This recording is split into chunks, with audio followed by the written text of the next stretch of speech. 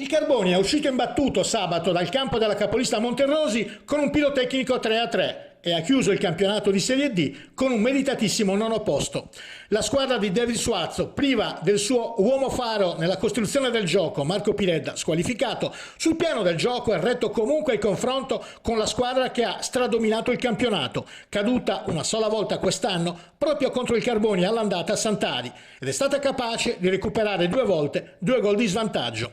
L'avvio di gara è stato equilibrato, il risultato è stato sbloccato a metà tempo da un gol di Davide Borrelli su assist del bomber Andrea Sivilla, e lo stesso Andrea Sivilla sull'azione successiva ha concluso a rete con forza e precisione, trovando sulla sua strada uno strepitoso Valerio Bigotti.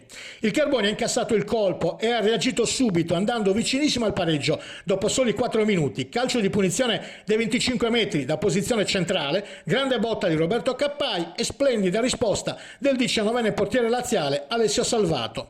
5 minuti dopo azione da fermo in fotocopia, questa volta il calcio di punizione è stato battuto da Cristian Stivaletta e il portiere del Monterosi ha risposto ancora presente. Gli ultimi 15 minuti del primo tempo non hanno registrato altre occasioni da gol. In avvio di ripresa il Monterosi prima ha impegnato Bigotti con il coetaneo Lorenzo Rea, poi ha raddoppiato al 53esimo con una sfortunatissima autorete di Matteo Bagaglini. Il Carboni non si è arreso. Al 60esimo i biancoblù hanno dimezzato lo svantaggio con Daniele Cannas, ancora tra i migliori in campo, con un preciso colpo di testa sotto porta. Il Monterosi ha fiutato il pericolo e ha impiegato solo 3 minuti per ristabilire il doppio vantaggio con Gianmarco Caon. Il Carboni è andato vicino al gol al 67esimo con una gran botta di Marco Russo terminata ad un palmo dall'incrocio dei pali, e lo ha realizzato il gol con un colpo di testa di Roberto Cappai al 19esimo centro personale, bottino che gli vale il secondo posto nella classifica dei cannonieri alle spalle di Gigi Scotto, salita a quota 21 con il poker di reti rifilato sabato al Giuliano.